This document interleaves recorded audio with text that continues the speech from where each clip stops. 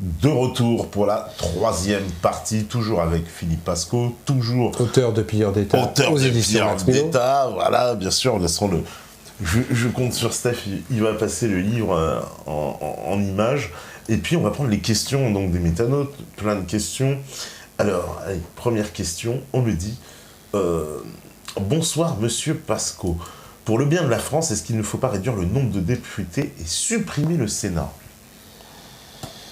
Alors déjà, il faut savoir que je ne suis pas Dieu le Père et que les réponses que je vais vous faire n'engagent que moi, qu'on soit bien d'accord. Réduire le nombre de députés, oui. Changer un petit peu le Sénat, oui. Le supprimer le Sénat, je ne suis pas forcément d'accord. Parce que moi, je suis toujours un petit peu pour les contre-pouvoirs. Alors le Sénat, s'il faisait bien son travail, etc., c'est aussi un régulateur et un contre-pouvoir par rapport à des dépôts de lois du gouvernement ou des députés. Donc, réduire le nombre de députés, oui, il n'y en a pas besoin quand on prend les autres pays, quand on prend comparativement à l'Amérique, il est évident qu'on a nettement trop de députés. Supprimer le Sénat, non. Rajeunir le fonctionnement du Sénat et la façon dont il fonctionne pour que ça soit un réel contre-pouvoir ou un régulateur de lois excessives faites par les députés, là je dis oui. D'accord. On me dit, que pensez-vous de l'évasion fiscale? Est-ce possible de l'éviter? Si oui, comment? Oui. Ouais. Alors là, encore une fois, c'est des questions qui sont vachement larges, il nous faudrait 4 heures pour répondre. Oui, on peut éviter l'évasion fiscale, c'est pas compliqué. Et je vais vous dire, je le mets dans mon 3e livre d'ailleurs. Au mois de novembre, il y a une loi et un amendement qui a été passé et qui a été voté 2 fois. Je crois que c'est le 4 novembre. Comme quoi, on changeait l'optimisation fiscale des entreprises et on faisait que les entreprises étaient obligées de déclarer ce qu'ils gagnaient, ce qu'ils faisaient, comment ils faisaient, à l'endroit où ils travaillent. C'est-à-dire qu'aujourd'hui, il y a des entreprises X comme Apple qui travaillent en France mais qui payent leurs impôts au Luxembourg ou en Irlande, etc. En Irlande, on avait Google, que l'État lui réclame 1 milliard ou 2. Et là, cet amendement qui a été voté 2 fois, mais j'étais heureux, qui a donc été voté une première fois à l'Assemblée, qui est parti au Sénat, qui a été voté, qui est revenu en 2e lecture pour être voté à l'Assemblée nationale, et qui est encore voté, de mémoire, oui, à l'Assemblée nationale. Cette loi permettait de savoir demain ce que faisait une entreprise étrangère sur le territoire français ou sur le territoire de Belgique, c'était une bonne loi pour permettre de savoir combien gagnaient les entreprises, et puis après, de savoir donc combien elles devaient payer d'impôts. Patatros. Le gouvernement fait une interruption de séance. Je vous jure que ce que je vous dis est vrai. Hein. Vous le retrouverez dans des goudrons et des plumes. Le gouvernement fait une interruption de séance, téléphone à certains députés, en convoque certains autres qui avaient voté pour. Au bout de 40 minutes, ils refont voter l'amendement.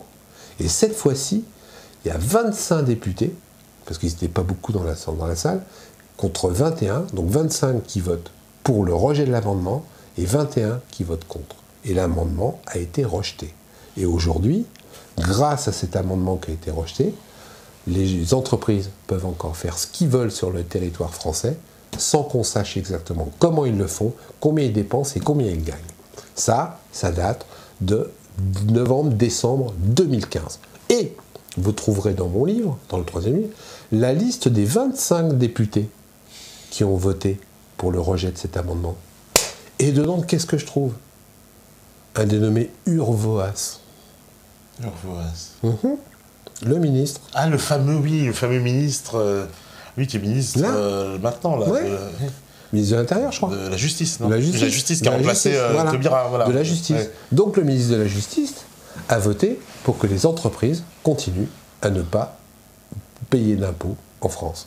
Donc si on veut, on peut. Mais quand on le fait, il s'arrange pour que ça ne se fasse pas. Là, c'est le gouvernement en plus. Hein. Là, c'est le gouvernement qui a fait une interruption de séance. Une interruption de séance.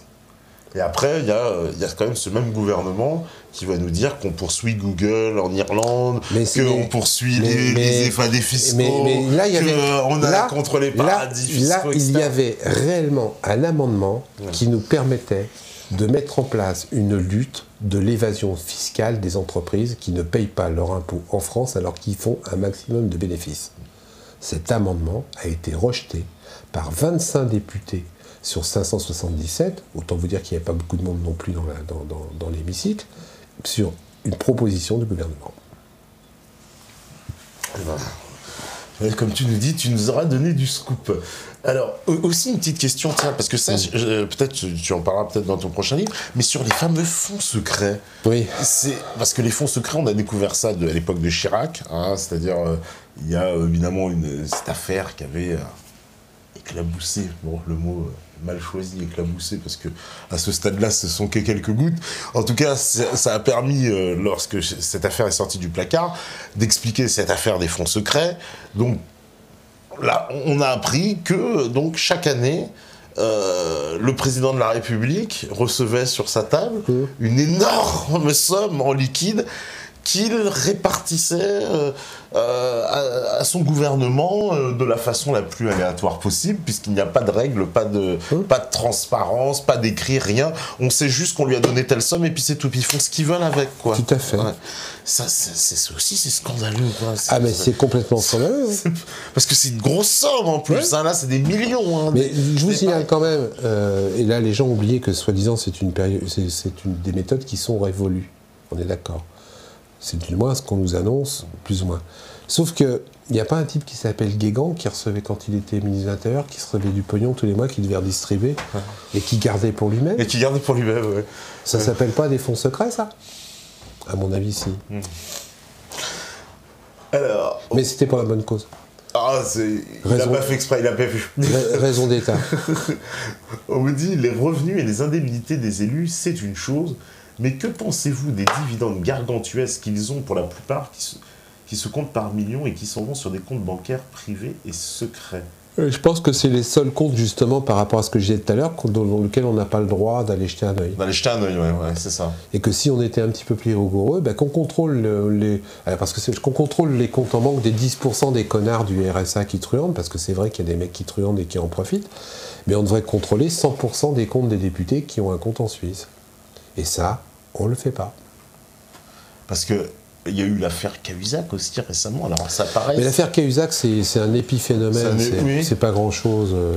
Et là aussi, si on veut rentrer dans le secret des dieux, et dans les coups de couteau des uns et des autres, à l'époque, parce que les gens n'ont pas de mémoire et malheureusement ne retiennent pas les choses, je vous signale que Cahuzac, à l'époque, avant de se faire gauler, était classé dans les 2 premiers qui pouvait se retrouver Premier ministre. Premier ministre, ouais, un Premier ministre, tout à fait. Et la meilleure façon qu'un mec ne se retrouve pas Premier ministre, c'est de lui foutre une affaire dans les pattes. Ça, c'est vrai, tout à fait. On parlait de lui comme Premier ministre, il était dans la liste, tout à fait. Donc Cahuzac, ok, il a foutu dans la confiture, mais c'est pas le pire. Il y en a plein d'autres. Mais ça tombait bien que ça tombe sur Cahuzac, comme ça, il ne sera jamais Premier ministre. Ouais, au bon moment, oui, ce qu'il fallait. C'est comme alors Thévenoud, lui, c'est quoi? C'est un pareil. Thévenoud, c'est parce que je dis ça parce que c'est le mandat là du président. Ouais, mais si Thévenoud, c'est que dalle. Il n'a pas payé ses factures. Oui, je dis pas que c'est bien. Mais bon, c'est pas le plus important. Le problème, c'est qu'on prend souvent un exemple comme ça qui sert de fusible et ça permet vite d'éviter tous les autres. Je rappelle quand même, et je le mets dans Pilleur d'État, qu'on a découvert 4 mecs députés qui ont fait partie des gens qui étaient les plus virulents contre Cahuzac et contre Thévenoud, dont un qui faisait partie de la commission anti-corruption, qui avait déclaré officiellement dans des écrits qu'il fallait qu'on rentre en Égypte tous les élus qui faisaient une fraude fiscale. C'est un de ceux dont on a découvert qu'il avait un compte en banque en Suisse de plus de 2 millions d'euros. Ça va.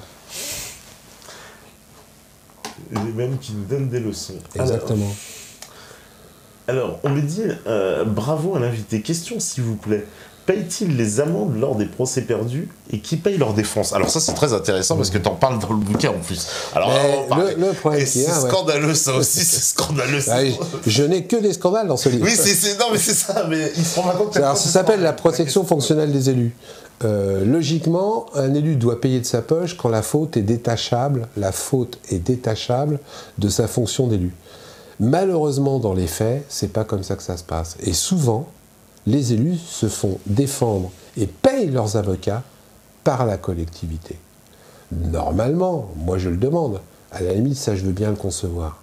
Mais une fois qu'ils ont perdu leur procès, une fois qu'ils ont été condamnés, une fois que c'est passé en prison, moi je dis simplement qu'ils devraient rembourser. T'as joué, t'as perdu, tu payes. Ils jouent, ils perdent, mais ils ne payent pas. Donc aujourd'hui, dans la plupart des cas, la collectivité paye les frais d'avocat et quelquefois les amendes des élus. Avec une situation rocambolesque, tu la racontes. Oui, je peux la raconter. Ouais, c'est dans une ville des Yvelines où il y a un élu qui a été condamné, qui a détourné, qui n'a pas détourné, qui a mal géré quelque chose comme entre 13 et 20 millions d'euros, ce qui est pas mal quand même. Donc procès, et ce mec-là est condamné à 20 000 euros d'amende avec sursis. 20 000 euros d'amende avec sursis. Mais, comme la commune dont c'était le pote ne s'est pas portée partie civile, la dette a été remboursée par les habitants. Donc je dis que les gens sont 2 fois cocus. 2 fois cocus. Déjà, une fois cocu, c'est pas facile à avaler, mais 2 fois, c'est encore pire. Pourquoi ? Parce que cet élu-là, son avocat, il a été payé par la collectivité. Et l'amende a été payée, et la dette a été payée par la collectivité. Donc les gens, ils ont payé 2 fois. C'est comme si vous payez l'avocat de celui qui vous a volé. Eh bien, c'est ce qui se passe souvent avec les élus. Et ça, c'est pas normal. Parce que ça, de ce point de vue judiciaire... Est-ce que j'ai été clair ? Ah oui, ça a été parfaitement clair. Parfaitement clair. On a bien compris justement que les élus, même de ce point de vue-là, il y a encore un privilège. Alors ça progresse quand même, parce que là, il y a aussi des choses, plus on le sait, plus c'est difficile de cacher. Je ne pense pas qu'à Rambouillet, ils vont faire 2 fois la même chose. Ouais. Moi, je demande, et c'est des trucs simples, parce que je critique depuis tout à l'heure, mais j'essaye aussi de faire des propositions. Je demande simplement que quand un élu est mis en examen dans le cadre de la commune systématiquement se porte partie civile. C'est ce que tu expliques. Systématiquement. C'est des trucs qui sont vachement simples. Si l'élu n'est pas condamné, pas de problème. Mais si l'élu est condamné, la commune est en droit de récupérer des thunes. Et la commune peut faire vendre la maison de l'élu pour rembourser les dettes de ce qu'il a volé, de ce qu'il a détourné, de ce qu'il a... Aujourd'hui, c'est pas fait de façon systématique, sauf quand l'élu est de l'opposition. Alors là, quand l'élu est de l'opposition, je peux vous dire que les mairies se portent partie civile. Mais bizarrement, dès que l'élu commence à être de la majorité, que ce soit d'un côté ou de l'autre, il n'y a plus de partie civile. Ça, c'est complètement ici. Il y a des magistrats qui me regardent. Faites quelque chose. C'est pas normal. Ouais, aussi, quelque chose qui est assez notable, c'est lorsque, on va dire justement, tout à l'heure tu disais, il y en a qui se font prendre la main dans le pot de confiture. Immédiatement, ça crie au complot. Alors là, on entend partout. Oui. On les voit. Non, parce que je trouve qu'il y a quand même un espèce de réflexe de venir et nous dire c'est un complot. C'est évident. Là, tout de suite, il y a un complot. Ce n'est qu'un complot. J'ai une histoire là-dessus. Je le dis. Il y a un maire dans une commune du 94, je crois, qui est accusé de harcèlement sexuel et de harcèlement moral sur une de ses employées. Ça dure 7 ans. À un moment donné, la femme, qui n'en peut plus, monte au 7e étage d'un immeuble, saute par la fenêtre et meurt. Procès. J'ai lu toutes les minutes du procès. Déjà, pas une seule fois, le maire a reconnu ses erreurs. Et 2, il a osé écrire que si la femme avait sauté par la fenêtre, c'était parce que c'était un complot contre lui. La nénette s'est suicidée uniquement par complot contre l'élu. Ces gens-là sont incapables de reconnaître qu'ils ont fait des fautes. Si jamais il y a une faute, c'est jamais de la faute à eux. Ça ne peut être qu'un complot, ça ne peut que pour les descendre, ça ne peut être que pour les tuer. Et ils n'arrivent pas à comprendre que non, c'est parce qu'ils ont dépassé la ligne rouge. Ils ont dépassé la ligne jaune, donc à un moment donné, ça suffit. Ça, ils n'arrivent pas à l'assimiler. C'est un complot, je ne suis pas coupable, je ne suis pas responsable. Et pire, on en parlait tout à l'heure, souvent, comme les juges ne sont un petit peu trop laxistes sur l'inéligibilité, etc., les élus même condamnés peuvent se représenter.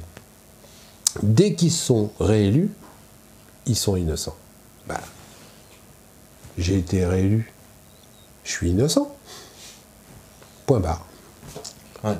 Surtout, tu donnes l'exemple de quelqu'un qui avait été condamné, que le préfet essaie de faire invalider l'élection, et ça n'a même pas marché. Même quand tu es élu, on peut même pas le virer. Je le mets dans mon prochain livre, l'inéligibilité, ça marche pas, je le mets aussi dans celui d'Empire d'État. L'inéligibilité telle qu'elle est définie par la loi aujourd'hui, ça ne marche pas. D'abord, depuis 2010, ils ont dit que c'était une peine complémentaire et non une peine systématique, et ça c'est une erreur, parce qu'ils ont joué avec la loi, parce qu'on dit on ne peut pas condamner quelqu'un à être inéligible de façon systématique, ça ne peut être qu'une peine complémentaire. Moi je veux bien, mais il y a bien des barèmes de condamnation par rapport à tel ou tel méfait. C'est-à-dire que quand tu as volé, tu es condamné à 2 ans, quand tu as tué, tu es condamné à 10 ans minimum. Donc pourquoi, quand tu as confusion, corruption, etc., il n'y aurait pas une éligibilité systématique? Donc ok. Ils ont dit que ça devait être des peines complémentaires, c'est les juges, on admet. Mais pourquoi ils ne l'appliquent pas? Moi j'ai plein de cas de jugement définitif, etc., où comme par hasard en plus, et écoutez bien, en première instance, quand les journalistes sont là, quand on vous l'écrit dans le Parisien, le mec a été condamné à une inéligibilité. Et quand on arrive à l'appel, quand les journalistes commencent à être beaucoup moins intéressés, c'est bizarre. Où elle est l'inéligibilité? Il n'y en a plus. Pourquoi ils font ça, les juges? Ils font ça parce qu'ils se disent, moi je ne prends pas la responsabilité de rendre inéligible un élu, surtout s'il est connu, je laisse le soin aux électeurs de se débarrasser du mécréant. Comme ça s'appelle Ponce Pilate. Vous savez, le mec qui se lavait les mains. Tranquille. Sauf que comme le système est vérolé, comme il y a 80% d'abstention, et comme les mecs sont très connus sur leur commune, ils sont sûrs d'être réélus. Donc les juges font une grosse erreur en n'appliquant pas stricto sensus la loi. Question suivante. Donc c'est pour ça qu'à chaque fois, on n'y a pas ces peines d'inéligibilité. Exactement.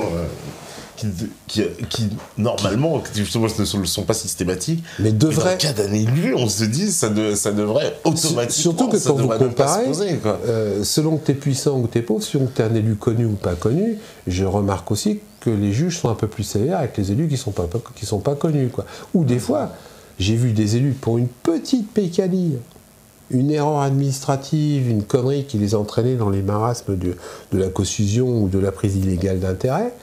Alors que vraiment ils l'ont fait parce qu'ils n'étaient pas au courant des lois, etc., etc. Eux, ils sont condamnés à l'inéligibilité. C'est bizarre, hein? Moi, à ce que je sache, monsieur et madame Tibéri n'ont pas été condamnés à l'inéligibilité. Oui, voilà, monsieur. Au bout de 21 ans de procès. Voilà. Pourtant, les preuves qu'on a de ce qui s'est passé, je peux vous assurer que les dossiers, ils sont comme ça. Parce que c'est aussi un problème quand les procès durent trop longtemps. Quand au bout de 21 ans, on juge un mec, on ne sait même plus pourquoi il est là. Donc le juge, non, s'est dit, bon, ça fait 21 ans, voilà. Bah oui, parce que vous ils sont tombés. Ouais. Allez, on le condamne par principe, parce que vraiment les preuves sont tellement flagrantes, mais comme c'est un truc qui date de 20 ans, et en plus, comme le monsieur, il a remboursé, voilà. Parce que grosso merdo, le mec, il a détourné, il a volé 100 millions d'euros, mais on a réussi à prouver qu'il en avait tourné, parce qu'il faut prouver, détourné que 20, il en a remboursé 15, voilà. Sauf que quand je fais le compte 100 moins 15, ça lui fait un gap de 85 millions quand même, avec lequel il se démerde pour, en plus des avocats payés par la collectivité, à prendre leurs propres avocats. En plus. On me dit... bonsoir. Étant donné que ces gens-là tiennent ensemble... Bonsoir, Tartare. Comment expliquer l'affaire Cahuzac? Faisait-il obstacle ou était-ce un simple fusible pour détourner l'attention? Je pense que tu l'as bien expliqué. Bien expliqué, et surtout qu'il y avait peut-être d'autres projets, comme tu dis, derrière, parce que c'est vrai que c'était un ministrable, premier ministrable. Alors, on me dit, la France détient le nombre record du monde de construction des ronds-points giratoires. Oui. Les communes et les départements ne cessent d'en commander pour un prix de 200 000 € minimum et pouvant atteindre le million d'euros. Oui. Selon vous, la corruption est-elle liée à cette affaire de folie très coûteuse pour les contribuables qui coûterait 6 milliards d'euros par an en France? Oui. Oui. Oui. Ouais. Ah ouais. Par rapport à autre chose. Non, donc, grosse magouille autour des ronds-points, c'est bien réel. Ouais. On n'a pas besoin de mettre des ronds-points autant qu'on en met en France.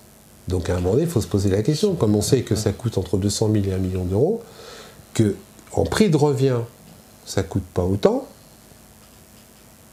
voilà, à la justice de faire son travail. Aux enquêteurs de fouiller véritablement. Mais là, attention, on s'attaque au BTP, on s'attaque à l'emploi, on s'attaque à la voirie, on s'attaque aux grosses machines. Il faut que le flic qui fait son enquête ait des coronesses bien accrochées. Bien accrochées, il se bat contre des géants. Oui. Alors, on me dit, oula, vous parlez, monsieur, du vote obligatoire. Mais l'abstention, ça ne veut pas, entre guillemets, rien dire. Normalement, ça veut dire que les abstentionnistes en ont marre du système et de ses clowns. Le problème vient de ceux qui décident que l'abstention ne vaut rien. Et virer des candidats au vote blanc, ça servira à quoi ? Si ce sont toujours les mêmes partis de profiteurs qui n'ont rien à dire, qui proposent les candidats. Il dit, finalement, ouais, ça va pas changer si on propose la même donne à la fin, qu'on ait le vote blanc ou pas. Je me répète encore une fois, c'est vraiment la solution de facilité. Il ne faut pas confondre liberté et citoyenneté. L'abstention, par définition, elle n'est pas quantifiable. Elle n'est pas quantifiable. Parce que là, on fait une quantification de l'abstention sur les gens qui sont inscrits sur les listes électorales. Donc les gens qui sont inscrits sur les listes électorales font partie des abstentionnistes. Est-ce que je suis clair ? Mais il y a aussi les gens qui ne sont pas inscrits sur les listes électorales. Et il y en a plus qu'on ne le croit. Donc, expliquez-moi, excusez-moi, j'ai l'habitude d'être rationnel, même si j'y crois bien, comment on peut quantifier des abstentionnistes qui, de toute manière, ne seront pas inscrits sur les listes électorales. Donc, s'ils ne sont pas inscrits sur les listes électorales, ils ne peuvent avoir aucune valeur en pourcentage. La seule façon qu'on ait d'éjecter des gens, entre guillemets, qui ne nous plaisent pas, parce qu'à force d'être éjectés, ils vont être obligés de présenter des candidats qu'on veut. D'autant plus que, rappelez-vous, ça se passe dans d'autres pays, quand le vote blanc est à partir de ce pourcentage et que les deux candidats ne plaisent pas, ils ne peuvent plus se représenter. Donc ils sont grillés. Donc à un moment donné, on va changer le système par l'intérieur. C'est-à-dire qu'au lieu d'essayer de choper Al Capone par ses crimes, comme on n'a jamais réussi à le faire, on a chopé Al Capone par ses impôts. Donc on a été chercher là où on pouvait coincer les gens. Et le fait de rendre le vote obligatoire et de supprimer l'abstention, donc d'être obligé de tenir compte du vote blanc dans son pourcentage, ça va permettre d'éliminer des connards. Et en éliminant des connards, on va donc être obligé de changer le système. Il n'y a pas d'autre moyen. Si on laisse l'abstention telle qu'elle est, on ne peut pas la quantifier, on ne peut pas la tenir en pourcentage, et par rapport à ce que je viens de vous expliquer, il y aura toujours des mecs qui de toute manière ne seront pas inscrits sur les listes. Comment vous en tenez compte ? Parce que les gens dont vous me parlez là, c'est des gens qui ne vont même pas s'inscrire sur les listes, s'ils sont abstentionnistes, pourquoi j'irais m'inscrire sur une liste ? Donc comment vous les quantifiez ? Comment vous faites le pourcentage ? Vous ne pouvez pas. Donc la seule façon rationnelle et citoyenne, n'oubliez pas qu'on vit dans un système où on profite d'un certain nombre de choses. Donc à un moment donné, il faut bien dire je suis d'accord ou je ne suis pas d'accord. C'est trop facile de dire moi je suis abstentionniste, le système c'est tous des cons, c'est tous des connards, etc. Je vote pas. Mais en attendant, je profite de l'eau, je profite de la route, je profite de ma bagnole, je profite de l'essence. Non, ça c'est pas valable. Ça c'est pas la citoyenneté. La véritable citoyenneté, c'est dire je ne suis pas d'accord. J'ai le droit de ne pas être d'accord avec la peste, le choléra, les chemises brunes ou les chemises rouges, et je mets un vote blanc pour dégager ces 4 personnes. À un moment donné ou à un autre, ils seront obligés de changer le système. Parce que les gens qui vont présenter, ils vont être obligés d'être de plus en plus propres. J'ai pas d'autre chose à vous dire là-dessus. Et c'est un raisonnement qui ne peut pas être démontable. Dernière chose que je dis, c'est que vraiment, aujourd'hui, l'abstention, c'est une gangrène. Donc la seule façon de se débarrasser d'une gangrène, rapidement, c'est de couper le bras. C'est pas de faire semblant de mettre un pansement, de dire on va tenir compte des bulletins blancs, on garde l'abstention. Une gangrène, c'est mort. Il faut couper. La seule façon de couper, de redevenir vers un système, c'est d'essayer le vote obligatoire en tenant compte obligatoirement des pourcentages de vote blanc. Et la contrainte, d'ailleurs, pour celui qui n'aurait pas voté, ce serait quoi, une amende ? Oui, c'est une amende de 100 €, 75 €. Comme en Belgique. Etc. Il y a 10% de gens qui vont pas... Je ne dis pas que c'est le meilleur système et que ça évitera les connards, il y aura toujours des connards. Mais on va déjà en éliminer pas mal. Si vous rajoutez à ça le casier judiciaire vierge. D'accord. Alors, on me dit, bonsoir monsieur Pasco, est-ce que vous avez touché ou touchez-vous encore des indemnités cumulées, vous aussi, sachant que vous étiez un ancien élu ? Oui. Pour jouer la transparence, combien touchez-vous quand vous étiez élu en tout ? En tout, je touchais 2100 € en tant que conseiller régional, et à la fin, je touchais 400 € en tant qu'élu à la mairie d'Évry. Maintenant, j'ai redépensé en tant que conseiller général environ, allez, je ne dis pas de bêtises, 1000 € par mois entre les frais de restaurant. Je ne me suis jamais fait rembourser une note de restaurant, etc., etc. Donc de ce côté-là, je suis totalement clair. Je touchais des annuités, mais j'en reversais pas mal. Bon, voilà, ça, les choses sont claires. Alors, peut-on considérer le vote comme un jeu où l'intérêt est de choisir celui qui va gagner le magot, ceux qui attisent ce qui attise les convoitises. Pensez-vous que ce système de gouvernance est réellement démocratique? Non, c'est pas démocratique, et puis ça sert à rien de voter pour celui qui va toucher le magot. Aujourd'hui, c'est ce qui fait, on vote pas pour les petits parce qu'on pense que les petits vont jamais gagner, mais... Ouais. Voilà, je sais bien, mais ouais, j'ai pas. Là, on va rentrer dans un débat beaucoup plus long où je pense que dans une élection, chaque candidat devrait avoir les mêmes moyens de propagande.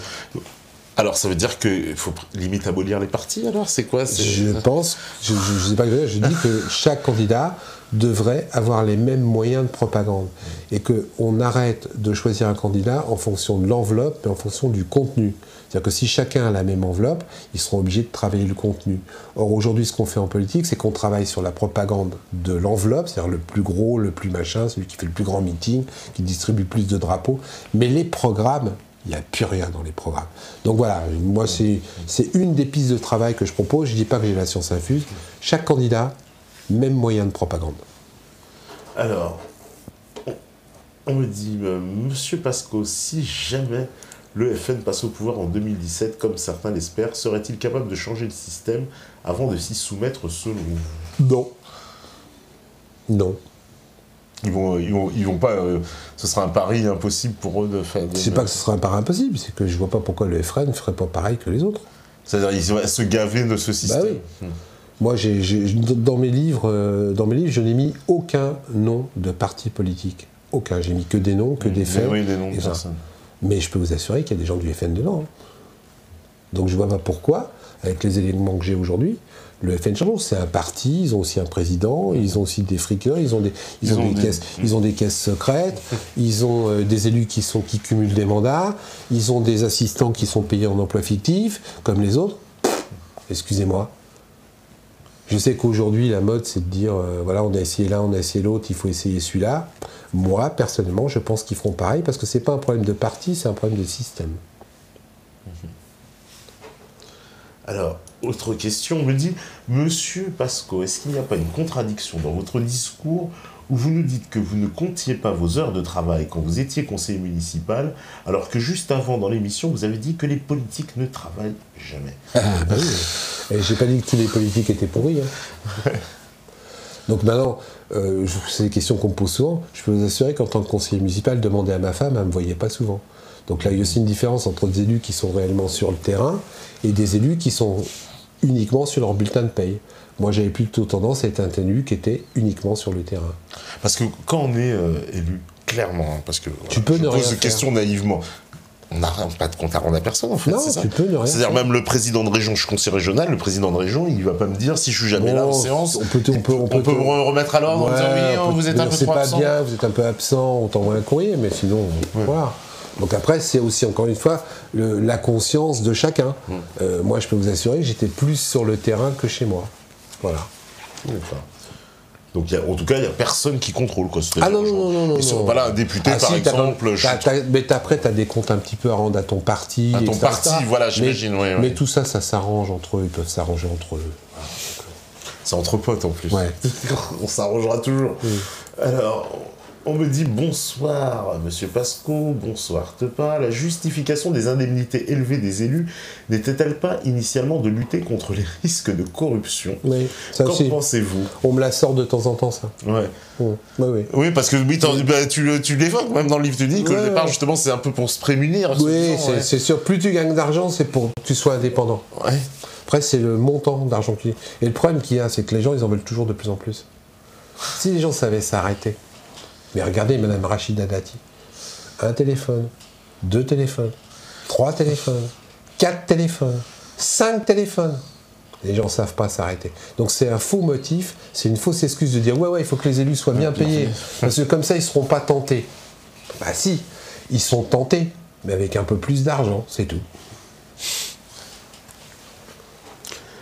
Alors, on me dit, Monsieur Pasco. La seule façon de s'en sortir, c'est plutôt de serrer ces choses-là et de contrôler. Aujourd'hui, on ne contrôle pas. Voilà, un élu, ça doit accepter d'être contrôlé. D'ailleurs, le contrôle devrait être aussi indépendant. Parce que, imaginons, parce que maintenant j'ai compris un peu leur logique. Demain, ils vont dire on fait un contrôle, mais alors attention, c'est une commission d'élus qui contrôle, machin. J'ai connu quand je me suis battu contre les usines d'incinération à une époque, parce que les usines d'incinération, ça a été un de mes combats, comme aujourd'hui, un autre de mes combats, c'est l'huile et le gaz de schiste. Sur les usines d'incinération, moi, je faisais partie de ce qu'on appelle une CLIS, donc c'était un truc qui permettait de contrôler. Quand on allait contrôler une usine d'incinération, on la prévenait 48 heures à l'avance. Moi, ça m'a toujours passé. Donc, quand on arrivait, le mec, il brûlait que des fagots, et il n'y avait jamais d'émission de dioxine et de produits dangereux. Hein. Tout se passait toujours très bien. Ah bah non, les contrôles étaient annoncés. Et les élus, ils font pareil, ils veulent pas de contrôle. Et quand il y a des contrôles, c'est eux-mêmes qui se les font eux-mêmes, donc ça peut pas marcher. C'est évident. Il faut des choses indépendantes, qui ne soient pas payées par eux, etc. etc. Je veux dire, les gens tombent sur des évidences, mais regardez aujourd'hui les journaux, comment ils peuvent être libres. Essayez aujourd'hui, dans un journal, de critiquer Bolloré, de critiquer le BTP. Moi, je dégosse des gens qui sont à Canal+, je peux vous assurer que Bolloré, ils font gaffe maintenant. Parce que dès qu'ils disent un mot de travers, on les vire. Donc, tant que ces gens-là ne seront pas indépendants, pour contrôler, il y aura toujours des problèmes. Ils fermeront la gueule.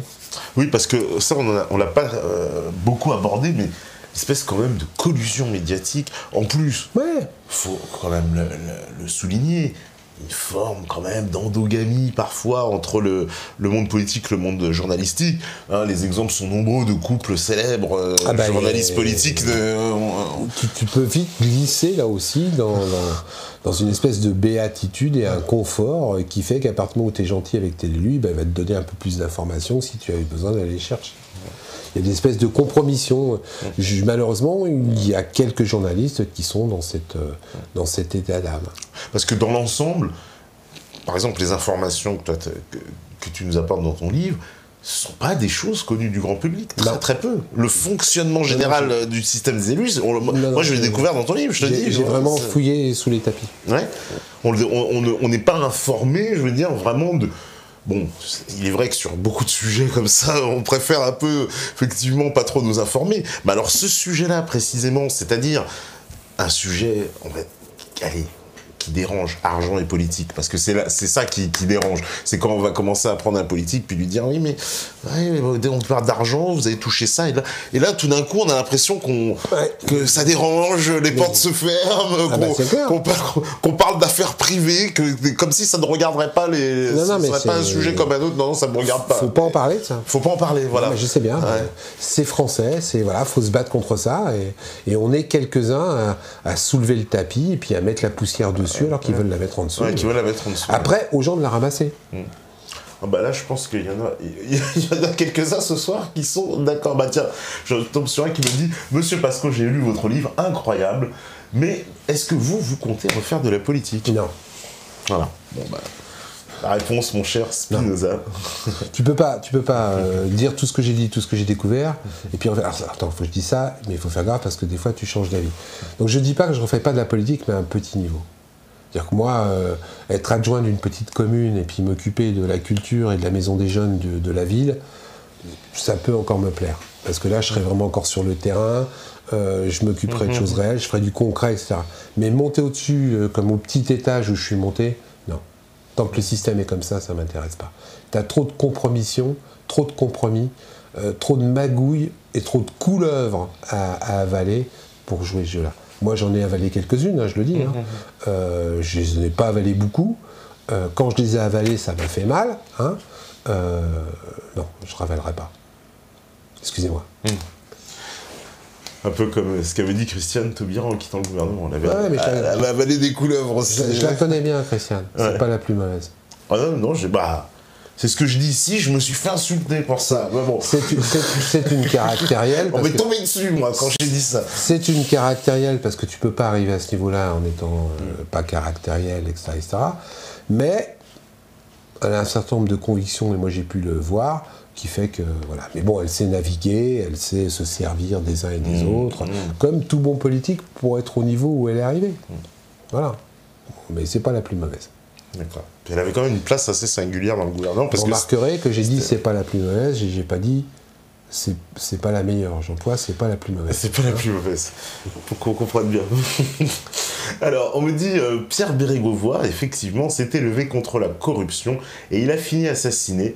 Est-ce que cela a servi de leçon pour tous les élus qui se risqueraient à suivre le même exemple, sachant que c'est vrai que Pierre Bérégovoy, j'ajouterais, a été en pointe en matière de corruption politique. Il a voulu, comme il le disait lui-même, éradiquer la corruption, justement. Mais Pierre Bérégovoy, c'était un mec du peuple, je rappelle quand même. Hein. C'était un mec qui savait ce que c'était que se lever le matin, qui avait bossé en usine. Oui, qui avait bossé en usine. Et qui s'est fait à la force du poignet, voilà. Et voilà, qui s'est fait prêter de l'argent par un type qui s'appelait Monsieur Pelat, qui était un type pas du tout recommandable. Et puis il s'est tombé en autre bout de la vie. Alors maintenant, dire qu'il a été assassiné, il y a des soupçons, il y a des doutes, il n'y a qu'un faisceau de présomption, mais il n'y a pas de preuves. Donc on ne sait pas. Peut-être qu'un jour, il y a quelqu'un qui parlera, mais aujourd'hui, on ne sait pas. Voilà, moi, j'ai eu affaire à plusieurs affaires comme ça.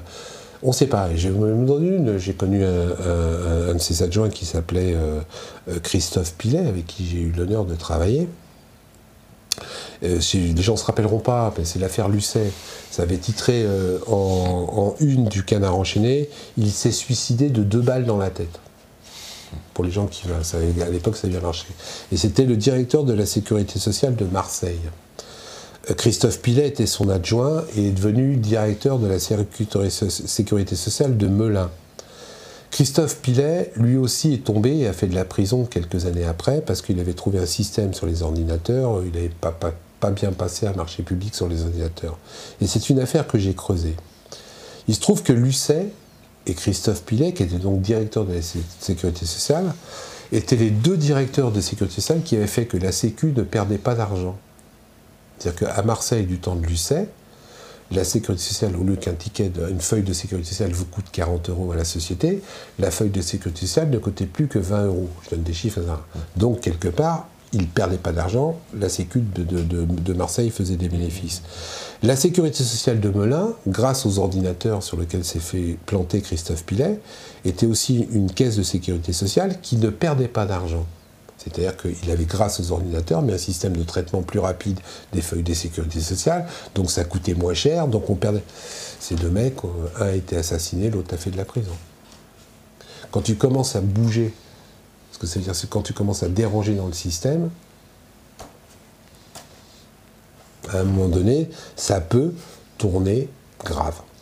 Parce que, quand même, le combat de Bérégovoy à l'époque, contre la corruption, on n'avait jamais vu un homme politique de ce niveau-là. On est bien d'accord. On est bien d'accord, mais encore une fois, il n'y a pas de preuve. Il n'y a pas de preuve. Non, nous, alors, en revanche, on a fait une émission par rapport ici à l'affaire avec de Hubert Marty, je me rappelle, ancien commissaire à la DST, qui, lui, est un peu plus quand même affirmatif sur l'idée d'un meurtre. Après, il faut des preuves. Moi aussi, j'ai un certain nombre d'éléments par rapport à cette affaire, puisqu'on est de mieux, mais j'ai pas de certitude, etc. Et comme j'ai pas de certitude, je n'annonce pas.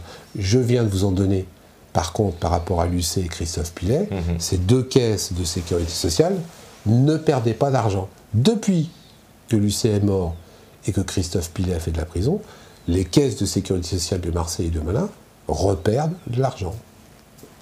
C'est QFD. Je peux pas dire qu'ils ont été là.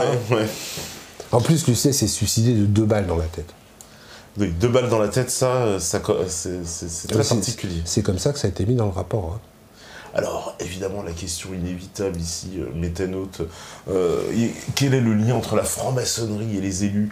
L'invité connaît-il beaucoup d'histoires sur, justement, la franc-maçonnerie? Ça, c'est le conspi de base, métanote premier degré. Alors, oui, il y a beaucoup d'élus qui sont francs-maçons. Je ne peux pas dire le contraire. Je ne suis pas franc-maçon. Mais je sais qu'il y a beaucoup d'élus qui sont francs-maçons. Voilà.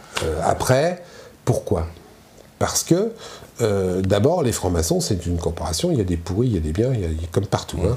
Je le dis souvent, il y a des cons chez les blancs, il y a des cons chez les noirs, il y a des cons chez les arabes, il y a des cons chez les juifs, il y a des cons chez les arabes. Le terme de con, c'est pas lié à une race ou à une couleur de figure. Il y en a partout. Et il y a des gens bien partout. Donc chez les francs-maçons, il y a des cons et il y a des mecs bien. Et les francs-maçons, c'est des gens qui sont à un certain degré de la société. Donc oui, il y a des élus chez les francs-maçons, mais il y a aussi des notaires, il y a aussi des médecins, il y a aussi des gens qui... Il n'y a pas beaucoup d'ouvriers. C'est vrai. Pourquoi ? Parce que l'ouvrier, il n'a pas le temps d'aller dans des réunions, de ce qu'on appelle des loges, des assemblées de réflexion, etc. L'ouvrier, lui, il rentre chez lui, il fait à bouffer ses gosses et il compte ses sous, etc. Donc voilà, c'est pas plus simple, il n'y a pas spécialement de complot. Mais c'est vrai qu'aussi les francs-maçons, ils travaillent des fois en sous-main. Et c'est vrai aussi qu'il y a des pourris chez les francs-maçons et que quand tu es franc-maçon, bah, tu as tendance à rendre service à ton copain franc-maçon. Mais j'ai la même chose à HEC. Hein. Il y a la même chose les mecs qui sortent de l'ENA. Il y a la même chose à tous les mecs aux mines. Est-ce qu'il n'y a pas aussi les francs-maçons quand même une tendance, parce que souvent ce qu'on leur reproche, au niveau de... Même, j'ai envie de rapporter ça à l'histoire de France, c'est d'avoir ramené des projets, mais sans dire qu'ils en étaient la genèse, qu'ils en étaient l'origine. Et à la fin, ça finit quand même... Voilà, si vous faites un petit peu d'histoire, liberté, égalité, fraternité, par exemple, c'est franc-maçonnique. Tout à fait. La loi sur l'avortement, elle est sortie d'une loge maçonnique. La loi sur la laïcité, semble-t-il aussi. En partie, et là j'en parlerai plus que bien, puisque la loi sur la laïcité, c'est M. Combes qui l'a faite, et M. Combes était un de mes ancêtres. Donc, ah ouais. Oui, et donc il n'y a pas de problème, c'est des sujets que je connais bien. Ouais. Mais pour résumer, oui, il y a des élus francs-maçons, oui, il y a beaucoup d'élus francs-maçons. Mais c'est pas là-dessus qu'il faut se bloquer. Il y en a aussi qui sont très corrects et que ça ne t'aurait jamais de magouiller uniquement parce que tu es franc-maçon. Là aussi, il y a des cons. Par contre, les histoires impliquant des enfants, il n'y en a pas que chez les élus. Il y en a chez plein de gens. C'est cette histoire qui nous a tous interpellés, c'est quand on a Luc Ferry qui est sur un grand plateau d'une chaîne de télé et qui balance que un confrère, en tant qu'élu bien sûr, s'est fait prendre la main dans le sac dans une affaire de pédophilie au Maroc et qu'il a été relâché très discrètement. Mais visiblement, beaucoup de gens étaient au courant dans le petit milieu, évidemment. Oui. Mais oui, on connaît même le riad, où c'était. Ouais. Il y a un certain nombre de riads au Maroc qui servaient de base arrière pour certains élus. D'accord. Oui. C'est scandaleux quand même. Oui. À un moment, ça va mal finir quand même, tout ça accumulé, ça commence à faire des dossiers qui s'accumulent. Mais j'espère bien que ça va mal finir, mais ce que je veux dire, c'est qu'il n'y a pas que des élus là-dedans. Non, il n'y a pas que des élus, oui, bien sûr, ça on comprend. Je vais vous citer un exemple bien précis, parce que moi j'ai un truc qui me rend fou là-dessus, c'est un dossier sur lequel je vais bosser, un de ces quatre. J'ai du mal à comprendre que quand on découvre, et j'en ai dans Pilleurs d'État et dans le prochain, on découvre des mecs qui ont des fichiers de 1500, 2000, 3000 enfants en train de se faire sodomiser ou autre sur leur ordinateur. Souvent, les photos disparaissent. Moi, j'ai du mal à comprendre. J'ai du mal à comprendre.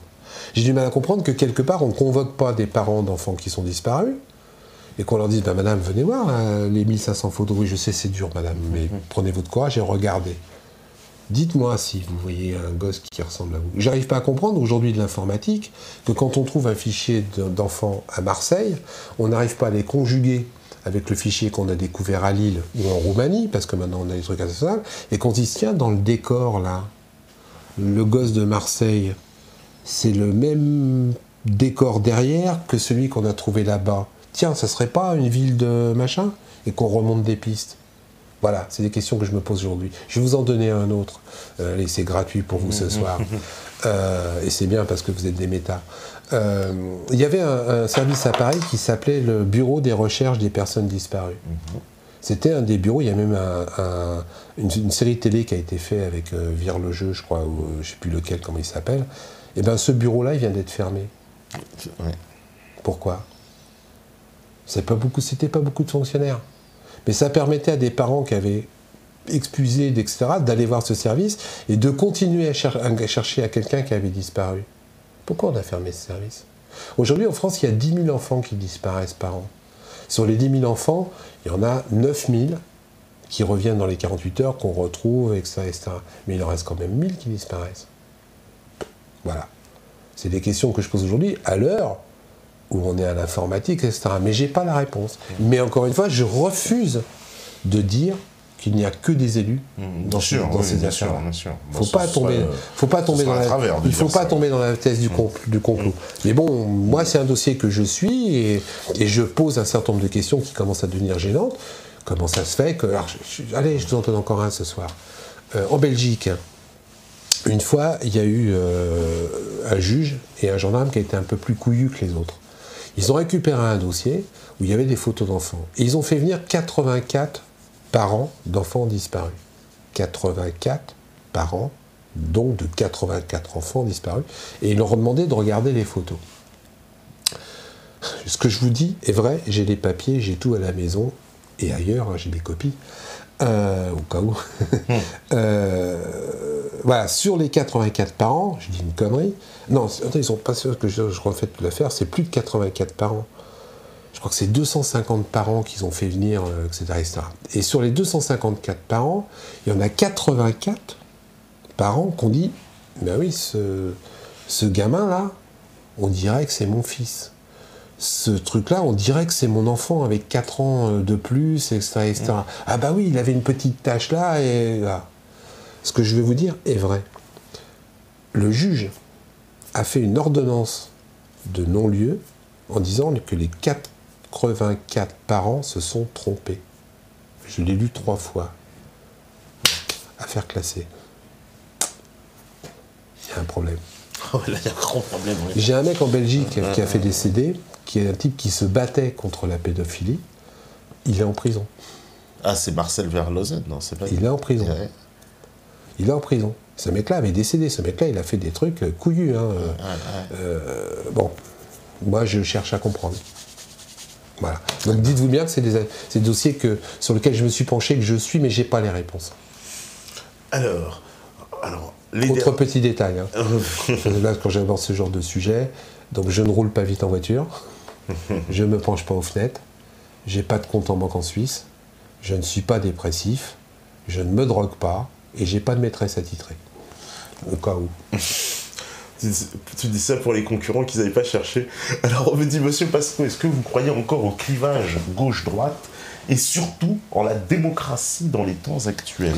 Alors clivage droite, non. Aujourd'hui, les gens de droite se comportent comme des gens de gauche, les gens de gauche se comportent comme des gens de droite.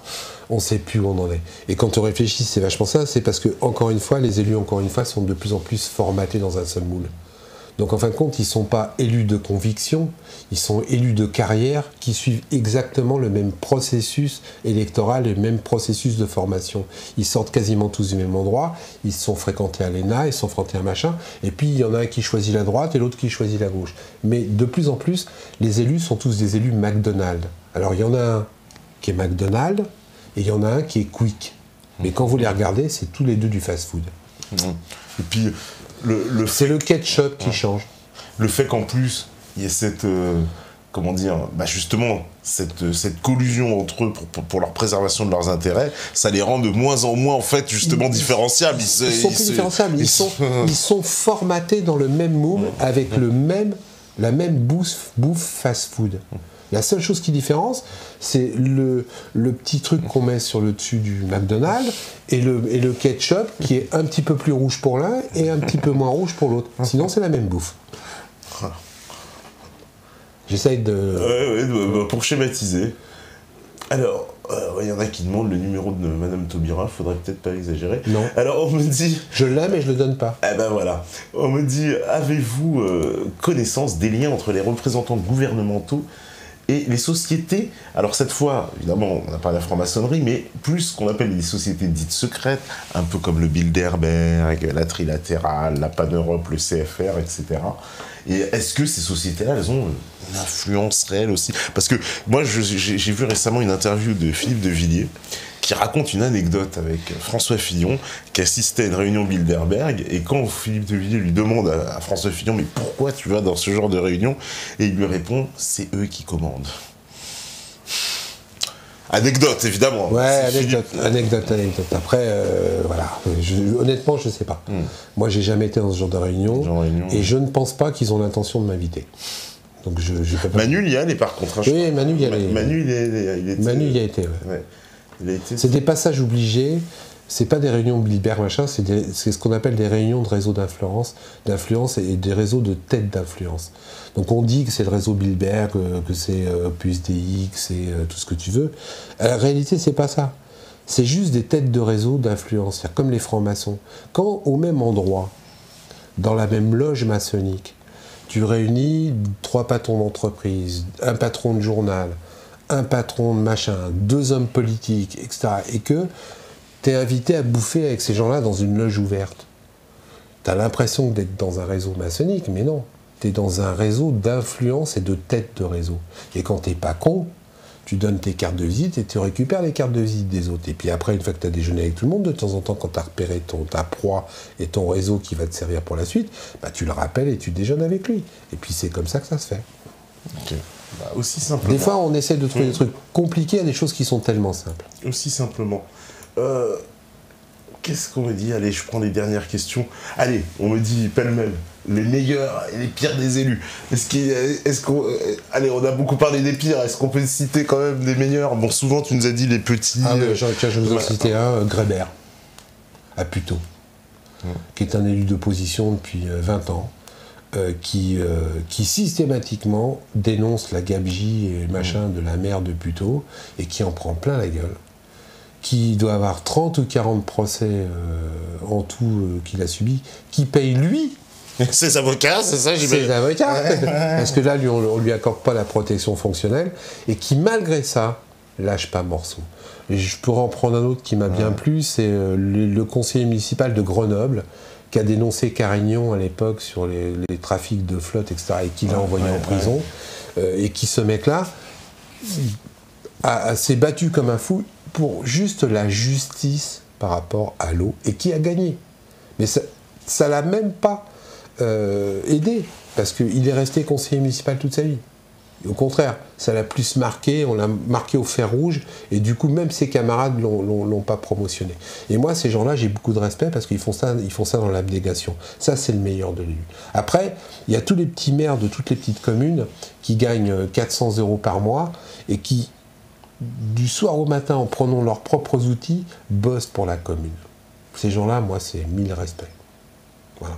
Voilà, puis eux, ils touchent, faut le rappeler. 400 €. 400 €, donc c'est pas non plus... C'est pas des sommes avec lesquelles ils vont s'acheter des villas sur la Côte d'Azur. Mais maintenant, ils sont obligés de passer à 600 et tout, parce qu'ils sont obligés de s'augmenter, là. Ils n'ont pas de choix. Moi aussi, j'aimerais bien qu'on m'oblige à m'augmenter. Bon, en tout cas, on arrive à la fin. Merci beaucoup. J'espère avoir répondu à cette question. Je pense que là, tu as...